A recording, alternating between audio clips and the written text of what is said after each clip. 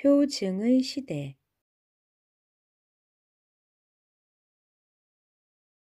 이사야가 예언자로 활동하던 시대는 BC 739년에서 680년까지 약 40년이다.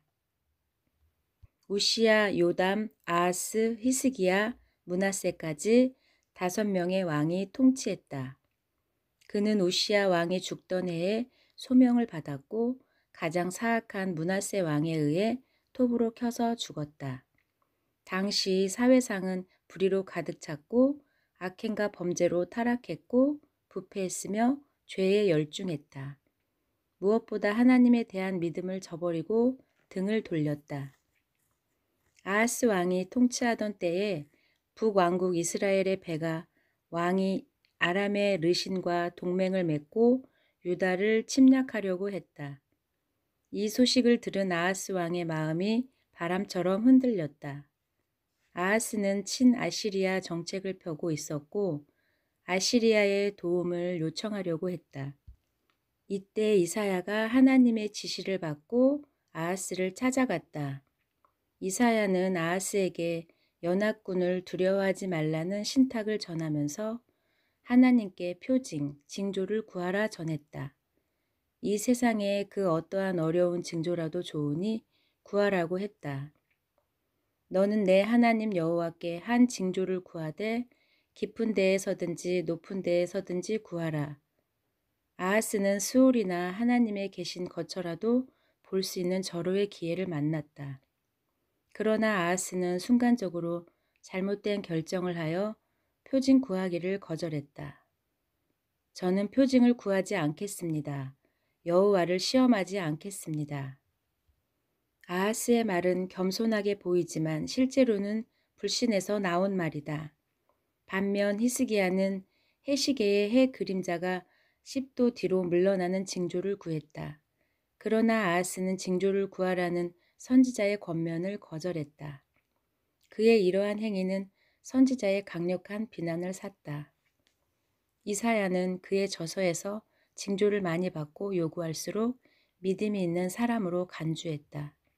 계속 징조를 구하는 히스기야는 믿음이 있는 왕으로 간주되었고 징조를 거부하는 아하스는 믿음이 없는 형편없는 왕으로 취급되었다. 아하스는 이미 아시리아 왕에게 많은 돈을 지불하고 도움을 요청한 상태였기에 하나님보다 어둠의 강대국 아시리아를 더 신뢰했던 것이다. 만일 너희가 굳게 믿지 못하면 너희는 굳게 서지 못할 것이다.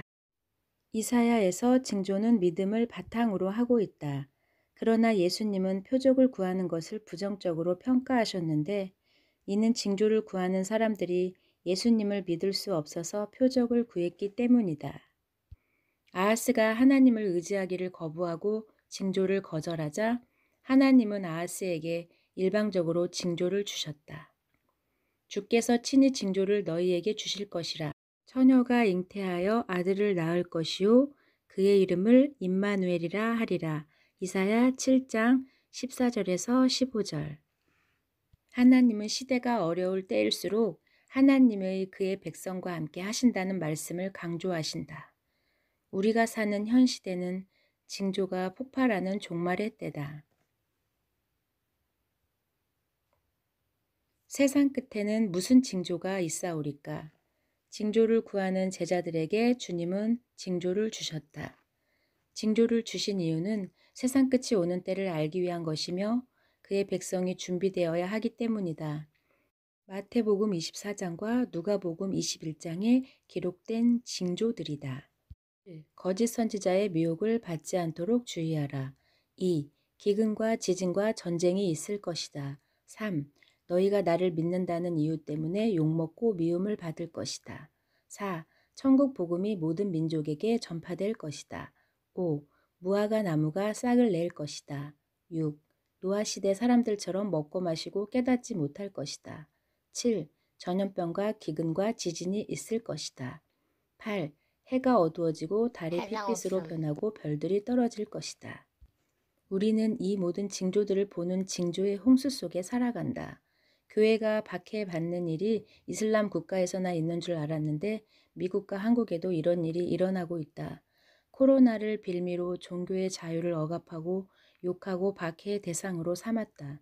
교회에서 4%가 발생했다고 하는데 96%는 욕하거나 억압하지 않는다. 교회를 욕하고 모독하는 수준은 한계를 넘어섰지만 신자들은 멀뚱멀뚱 쳐다만 본다. 교회의 박해는 앞으로 당국의 정책과 충돌하면서 더욱 일반 대중에게까지 거세질 것이다. 전염병을 통제하는 WHO는 이스라엘처럼 1948년 창립되었다. 전염병은 환란의 시작을 알리는 징조였고 마지막 재앙 7째 대접에도 전염병이 발생하는데 그때까지 지속될 가능성도 있으니 이 또한 시대의 징조다. 마침내 하늘에 인자의 징조가 보이며 인자가 구름을 타고 큰 영광으로 오는 것을 보게 될 것이다. 그의 택하신 자들을 지구 전역에서 모아 올리실 것이다. 불의한 자들이 코로나를 빌미로 종교의 자유를 억압하고 박해의 대상으로 삼았다. 정의롭지 못한 법을 제정하고 압제하는 규정을 입법하는 자들에게 화가 있을 것이다. 그런데 교회는 하나님 앞에 신실하였나? 그렇지 않았기에 심판이 온다. 땅을 더럽힌 자들을 파괴시키기 위해 분노의 도구들이 총동원된다. 하나님의 의지하기보다 세상의 신에게 굴복했고 눈에 보이는 음료의 상업주의와 물질주의에 취해 멸망이 임박했음에도 회개하지 않은 채 안락함에 빠져 있다. 겉으로는 화려하고 젠틀하게 위장했지만 속을 들여다보니 소돔과 고모라를 쫓아갔고 도둑과 반역자들과 음녀들의 도시가 되었다. 그들의 반역에 가담하였고 음행의 포도주에 취했다. 죄는 제대로 지으면서 드리는 종교행위는 역겨운 것이 되었다. 그들의 땅에는 금과 은과 사치품이 셀 수 없이 차고 넘쳤고 항공모함과 전투기와 핵무기들도 충분했다. 음녀 바벨론 도시들은 파괴될 것이고 대청소될 것이다. 음녀의 가중한 물건들과 위용을 자랑했던 마천루와 오벨리스크와 호화 저택들은 남김없이 파괴될 것이다. 하나님보다 그것들을 더 의지했고 거룩하신 하나님에게 아무 관심도 없었기 때문이다. 하나님은 징조를 보내 그의 백성을 깨우지만 징조를 거절한 아하스처럼 신자들도 징조들에 눈 감고 귀를 닫았다. 하지만 임마누엘의 하나님은 심판만 말씀하지 않으신다. 책망과 심판과는 대조적으로 하나님의 은혜로운 약속들을 성취하시고 다루어 가신다. 여호와의 날이 이르기 전에 그의 백성을 소환하심으로 열방에 그의 이름을 알리실 것이다. 영광스러운 그리스도의 왕국이 도래할 것이며 빛나고 거룩한 새 예루살렘 성의 위용이 드러낼 것이다. 그분의 백성들에게 미래의 가슴 벅찬 소망으로 위로하신다.